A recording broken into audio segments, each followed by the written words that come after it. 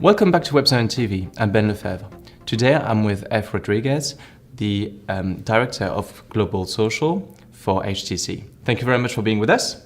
Delighted. So HTC is a massive brand. You've got a lot of products. You might have different products from a country to another. You are in many countries. You might have maybe the same products in some countries, but maybe some of them are more, let's say, successful than others. So how do you make sure that your social media campaign is actually relevant and consistent across countries? It's a balance. I mean, You're right. We have some devices that are really exciting that don't range in some markets. So the trick there with us is we try to make, so the way that we're structured, we have a global team that provides brand-approved modular content for all regions. So for Japan, for Taiwan, for Germany, etc. Here's stuff that you're welcome to use. It was crafted with care, affecting all devices. So for a device we have called Butterfly, which ranges in Japan, not available in the US. Okay. We make content for that device, assuming that if the Japan marketing team would like to use it, they can. All shot in a similar style so that there is some consistency. But when I use the word modular, I mean we give them Photoshop files. We don't give them hard JPEGs because we want that variance, that regional variance, that local flavor. So I think we balance consistency, a consistent look, a consistent kind of voice, making room for the variance that'll come with the French market or the Japan market, because things are advertised, marketed differently in those places. And we want that to affect our work because we don't want to come across as too Western you know, in the wrong market or to this or to that. So it is a balance, but we take that into consideration at the beginning when we're concepting how do we sell this device via Instagram, via Facebook, and then ultimately realizing we don't live in that country, so let's make it easier for them to localize this, for them to make this palatable for those people. Okay, and so social media is mainly, I mean, it's 150% about the audience. How do you scale up? Because again, you've got different countries, you've got different products, you might have different audience as well. Sure. So how does it work again? It just, you were saying that you are bring something together, send it to the different countries, they can make it their own and everything, but how do you then target the right audience? We spend a lot of time thinking about targeting. Thinking about, we have names for our audience. And that's not new. But what we try to do is never lose sight of them. Because marketers tend to trick themselves into thinking that we are the audience. That, you know, F. Rodriguez is our target consumer. I may not be. But I think inevitably you make things that look cool to you. It needs to look cool to the target. It needs to be compelling to this audience of people who may not have my background. And that's, as ever, a challenge. How to make work that will appeal to the people we need to purchase the devices based on who is likely to purchase versus making something I'm going to go tell my friends about. You see that a lot at award shows for advertising. You see all this amazing work that you kind of wonder, was that made for other advertising people or was it made for the target? So when you talk about the regional variances between customers, each little marketing department within those offices, they feed back to us. Here is what would work more in our region. For example, without getting into too much detail, there's one country where audio is huge. So when we provide content for the next month, we take that into consideration. We need more audio because we know this country, this country, this country, it's working.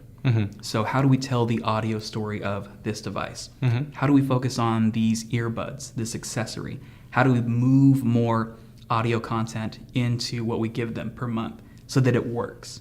Another country may be very camera focused. Maybe that's the sense they're getting from their audience.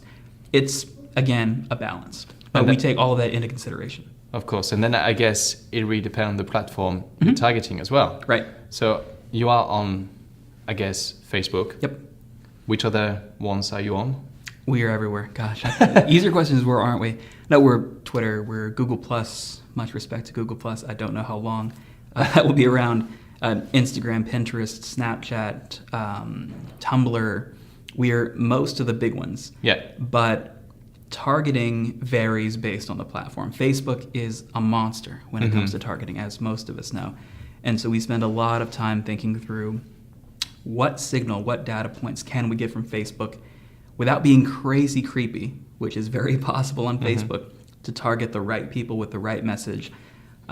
There's stuff we can get from them about when they activated their current phone. That's a little piece of data we can get from Facebook. That tells us a lot about the person's carrier. When are they likely to be looking for something new and hot? That's when we hit them. And on Facebook, do you have one account and then you geo-target? Or do you have like multiple accounts? Multiple accounts. Okay. So there's like a global brand account, which is inevitably the biggest. Yeah. And then there's regional accounts for Germany, for the UK, etc. Okay, and that was it a choice from very earlier on? Or this predates me. And Okay. I like it. I like that in addition to the stuff that we make available to them, they can create their own kind of locally flavored from the get-go stuff. Okay. Or they may have local sponsorships, local promotions. We did a long-term sponsorship with UEFA throughout Europe. And so that content came from those offices. We didn't touch it. But it lives in tandem with our stuff. And that's by design. We want that. In terms of social media, again, what would be, according to you, the fundamentals that businesses should take into account when they go ahead with their social media campaign? Usage. Yeah. I mean, the people that are tasked with this stuff need to use what is current. There are so many, pardon the phrase, jive turkeys who work in social marketing that are using 2011, 2012 strategy because they are comfortable with it. They're comfortable with Facebook and Twitter. They're even comfortable to a certain degree with Instagram. But they're not very active on the new things that are rapidly changing the old things because the old things have to keep up. It boggles my mind when I go to conferences and talk to my peers, and I'll put peers in quotes, and discover that they're very hesitant to give me their Snapchat ID. So, I don't really use Snapchat. It's not really a thing I use. But you counsel clients, your brand team, on this platform. How is that possible? Oh, you read an article on Mashable. I see. That makes you an expert. That's extraordinary. That's great. That's also fraud. So I would say fundamentally, the people that you are entrusting your channels, your voice to and with, must be using them. Like, demonstrate expertise, demonstrate usage. I think that's super fundamental. So there's the expertise side of it. And then I guess for the different countries and different platforms, you might want to also keep an eye on what other people are doing on there. Totally. So what do you, how do you do that? How do you tackle that? I think it just comes down to passion. I think if you are earnestly committed to this discipline and are affected by it, like in your personal life, I think inevitably you see that take shape when people start to migrate elsewhere. When that one cool friend of yours starts doing something that no one else is doing, you're conscious of it, and then that informs your strategy. You may not move all of your media budget to that new place, but I would assume you're conscious of it, unless this is only a job to you. It's not just a job to me. I love this stuff. I mean, it sounds like it. Yeah, it's as lame as that sounds. It's probably super lame. I adore it. No, it's great. It's good. It's very important to find passionate people, and then especially because usually passionate people become very successful. It just makes every part of it easier. You know, all this, like the research that you have to do to see what's coming next doesn't feel like research because you're in the mix. You're out there. You're talking to people at conferences instead of huddled in a corner with the people who work at the same company as you. You see that as well. People clump together with who they know and don't meet, whether it's ad tech or new startups or whatever. You have to get out there. Of course. So anyways, I think that's just a huge fundamental for me. Are you really interested in this stuff? Because it makes every other bit of it easier and inevitably makes the work better. Yeah, of course. And then for everybody is using social media, or like all major brands, and it's becoming very noisy. Sure. How do you stand out? Honestly, it's getting to a point where you have to know the audience that you're going after. If you can stand out to them, I think that means more than standing out to the world. Yeah. If you know who is likely to want your stuff, whether you make coffee or smartphones or virtual reality headsets. You can't obsess over going crazy viral to the world if that's not going to give you what you need. So we constantly focus on, as I said earlier, our target audience. How do we stand out to them? And that shapes the work. You may see it and go, that won't ever go viral. I wouldn't share that. You're not meant to. You're not the target. We know the people and their backgrounds who have purchased us in the past, who consider us when they're thinking of buying a new piece of technology. We want them. So everything we do is tailored to standing out in their world. And their world is very different. It's very Reddit. It's very Twitch.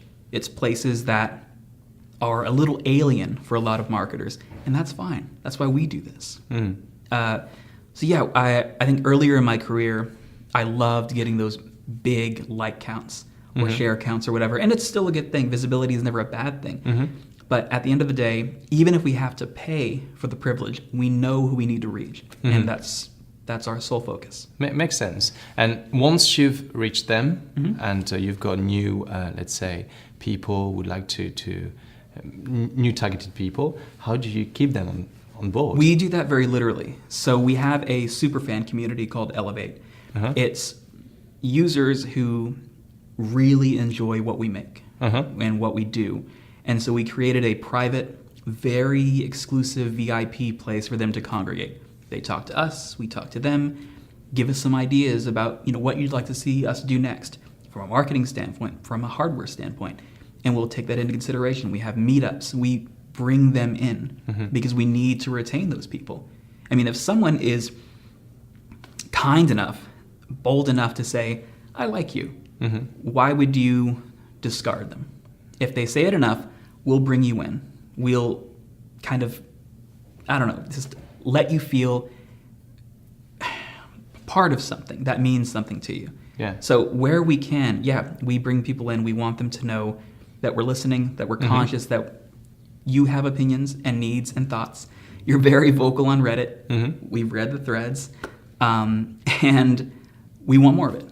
We want that feedback. We want that engagement. We want that relationship. There's nothing new about that, but it's something you have to invest time and resources into. We staff that program because we think it's important. And we want those guys. And there is no good or bad feedback, only feedback. Exactly. Yeah. I mean, if you have very thin skin, this is not for you.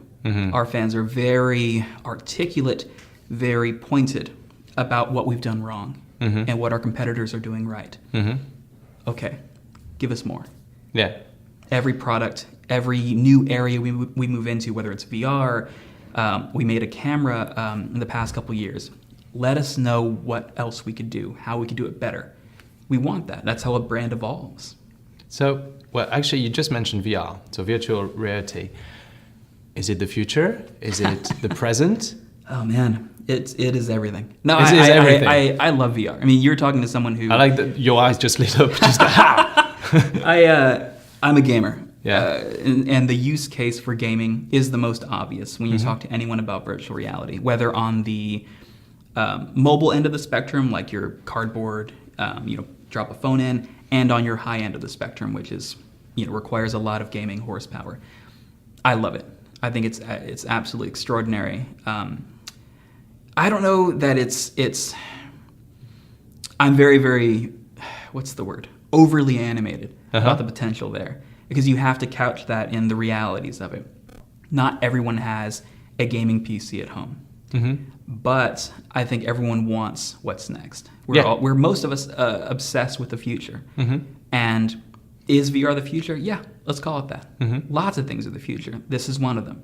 This is a way for people to viscerally experience something that is, it can be alien and strange, like shooting zombies or fighting space demons. It could be meditation. I was at South by Southwest this year checking out some of the health content, and there were VR meditation solutions. You strap it on, some nice headphones, and you're whisked away to somewhere serene. I love that. It's not a game. Yeah. It's a remedy. It's a fix for something that afflicts most of us. We're way stressed out. Constantly, this, that, and the other. If you can use VR as a solve for that, cool. In tandem with, other therapies, you could save someone's life. I love that. I think it's fantastic. I guess it could also be like, okay, I want to check the hotel out and everything, and Sure. I can show you visit that hotel room. We could spend an hour listing off ways you could use VR because you're essentially replicating a scenario. Yeah. I want to check out the inside of an Audi. Yeah. Okay, here's the inside of an Audi. Here's the engine. You can hop in there and look around and do whatever you like. We did that at CES this year. All right, okay. Yeah, I mean, there is no limit to this stuff. And when we say there's no limit, and it sounds very fluffy and very ambitious and optimistic, and I think it's because most of us are ambitious and optimistic when it comes to VR. Regardless of, who's taking the largest share of the pie, VR in general I love it. I think it's extraordinary. And that's going to change even like online marketing, like Yes. how like you're going to have like different ways of targeting people through that again. That's going to be cool. Yeah, I mean, you see a lot of it with even with esports. Yeah. With people watching other people play games en masse, thousands of people for large prize pots. That seems unreal. Like maybe like a decade ago. Like you would go to see Michael Jordan play, of course. Why would you go see 5 guys play another 5 guys at computers in an arena? Because you care. That's why. People care about this stuff. So it is a new sort of spectator proposition that I think VR will be part of. So what about social media and VR? How is it going to be? Ooh. Oh man, I can't wait. It's early days for that. I mean, you've got stuff like alt space. You've got ways for people to congregate in virtual spaces. That is something every article that comes out about it, I read because I want that reality. Yeah. I love it. Not to replace things that are already out there or, interpersonal communication, but it supplements it. Yeah. I mean, I want to put on a headset and amplify an experience with other people or news or media in general. I want that. I'm definitely part of that segment of the audience for whom that is. I want beta access. I want alpha access. Just give me anything. Yes, I want that. That's great. Okay, well, thank you very much for your time. Just like, I'm running out like here. No. Well, thank you very much for everything, for the conversation. It was very interesting. Thank you. Of course.